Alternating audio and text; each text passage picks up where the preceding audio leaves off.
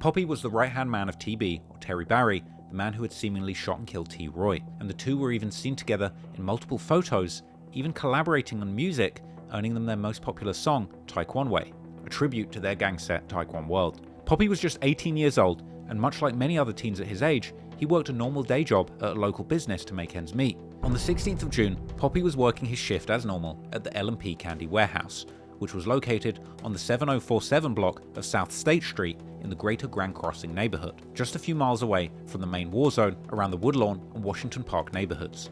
At around 3 p.m, Poppie had been helping an elderly female customer take her shopping back to her car. Whilst he was literally at work helping a customer, a maroon-colored vehicle would pull into the parking lot, and a masked man would exit the vehicle and begin firing an AK-47 style automatic rifle towards Poppie, striking him 3 times in the head, once in the lower body, once in his back, and once in his right upper arm.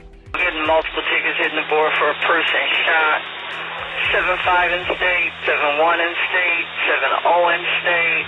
First ticket's coming in as 7-5 in state. Says male shot inside the candy warehouse.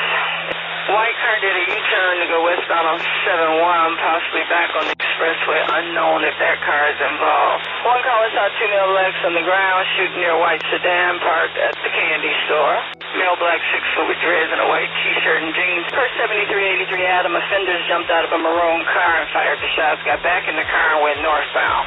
We got multiple shell cases out here. Another ticket says that a male black wearing a white mask took off in a car. Didn't remember the color. Last thing getting on the expressway. Maroon vehicle, last thing northbound on state with the male black shooter. In the victim to county hospital. Ambulance 55 is taking another one. I just a female. It was a dark color 4-door vehicle. The passenger jumped out of the vehicle and shot the victim in close range. The victim worked at this candy store. Is that the male or the female? The female is not shot. She just fell. She's not shot. We know we have a male with a gunshot wound to the head, unknown condition, ambulance 14 to Stroger, and unknown name. Victim's last name Ryan, date of birth 04 June 99, male black, critical condition for now. It's believed that this despicable act of violence is when Heck, short for his real name Hakeem Murray, got his new nickname HK, which allegedly stood for Headshot King. Poppie was ultimately taken to the Stroger Hospital where he was unfortunately pronounced dead around 6 hours later. But to make matters even worse, the horrific aftermath of the shooting was recorded and is actually still circulating online, but it's far too graphic to show you here.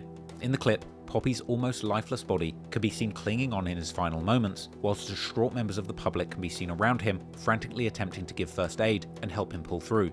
Meanwhile, the woman who Poppie had been helping put things in her car before the shooting could be seen laying on the floor, screaming in shock, and according to reports, she would remain laid out on the floor until the police arrived. This goes to show you just how brutal and senseless the violence can get in these gang wars, with members having zero sympathy or consideration to the life-changing trauma that they're putting dozens of innocent people in, on top of the actual murders themselves. Unfortunately, this murder was very personal, and the killers from O Block didn't seem to care who got in their way. Poppie was indeed affiliated with the gang and the person who had murdered T. Roy, and he had been rumoured to have killed at least one person to himself. Now, it's unknown exactly who was inside the maroon vehicle, as no arrests have been made for this murder, and it would turn out that that store was located right next to a freeway, essentially giving the shooter a perfect chance to escape the area instantly after the hit. However, in a true Chirac fashion, the alleged perpetrators, including HK, who was the alleged shooter, would begin hinting at their involvement almost immediately. Heck would begin to be referred to as HK or Headshot King, an apparent badge of honor based on his accuracy with the gun that day. Furthermore, the day after Poppie's murder, HK was seen flaunting a chain of his big brother T-Roy, something that members are known to do when they have avenged the said person on their chain. Further insults and taunting from O Block members would implicate HK as the shooter, such as Melly from O Block visiting the candy store and shouting out HK, together with a post that reads, "If you know, heck dat savage." There are also other O Block members who have been rumoured to have been involved. For example, in the days following Poppie's murder, E-Dog would tweet comparing killing to the feeling of sex, a trend seemingly made popular by C-Day from 600 in a brazen tweet he put out years earlier. However, on the other side of the war, after news spread about Poppie's death, TB would share on Twitter that he was devastated. The two had been extremely close, and it would later circulate that following Poppie's murder, TB would suffer mentally, allegedly checking into a mental health facility twice during this period, with this seemingly confirmed by a later article by one of his teachers. Killing such a close friend to TB and a beloved member of Tyquan World, Get Back Gang were getting closer and closer to the person responsible for T-Roy's death. But they were not done killing, and it still seemed like anybody could get it.